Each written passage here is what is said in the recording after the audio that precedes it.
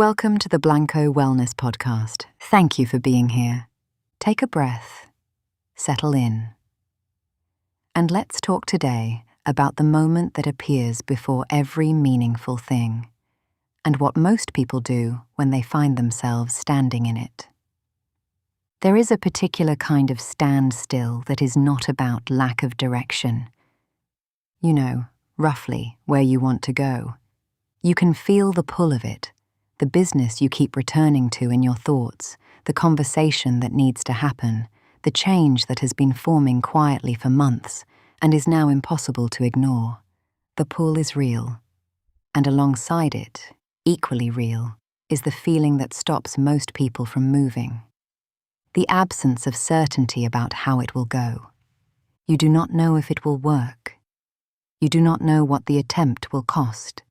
You cannot see far enough down the road to be sure the road leads somewhere worth going. And so the mind begins its familiar negotiation. Maybe I need more information first. Maybe I should wait until the conditions are clearer.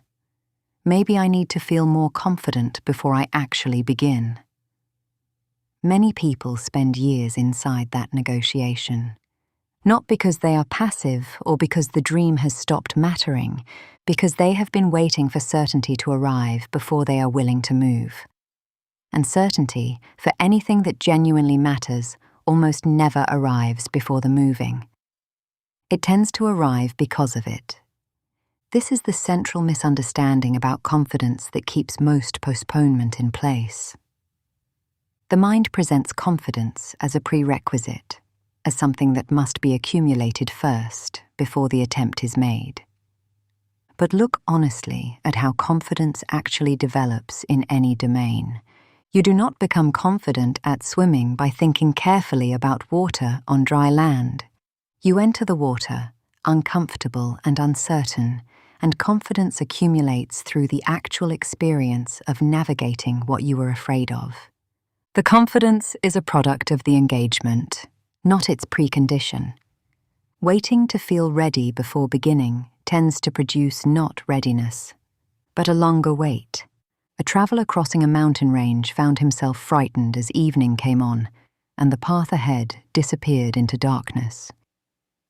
He could see only a few steps in front of him, and the destination felt impossibly distant and hidden.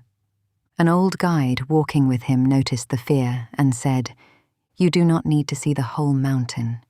You only need enough light for the next step." The traveller looked at the ground immediately before his feet. There, the path was completely visible and entirely manageable. Not the summit, just the next step. He took it. The step after that became visible, then the one after that.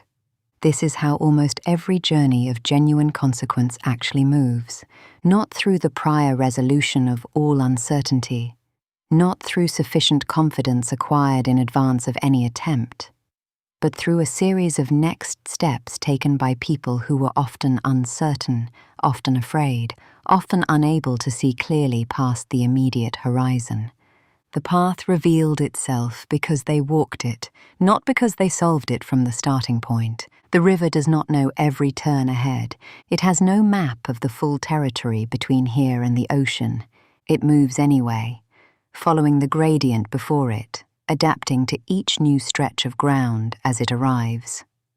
The ocean is reached not because the route was known in advance, but because the movement never stopped.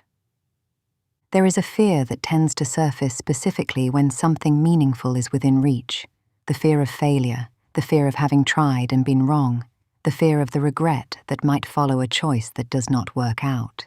The mind circles these scenarios with considerable conviction, treating them as the most likely outcomes. But notice what the same uncertainty that contains the fear of failure also contains. The possibility that it works.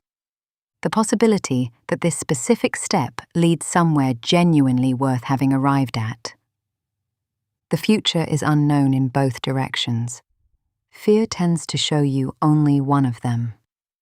Think about the things already present in your life that you are genuinely glad exist. The relationships, the chapters, the turns that mattered, how many of them were approached with certainty? How many required you to move towards something you cared about without being able to guarantee the outcome?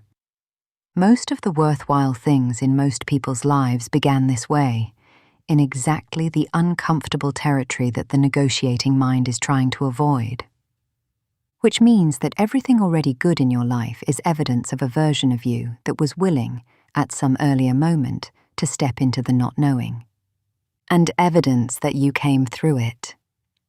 The trust being asked for here is not the trust that everything will unfold perfectly.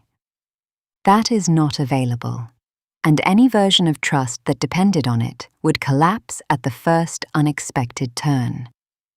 The trust that actually carries people forward is simpler and more durable. The trust that you can handle whatever unfolds, that you have the resources, more than you currently credit yourself with, to navigate what actually arrives, including the parts that do not go according to plan. This trust is not built through thought.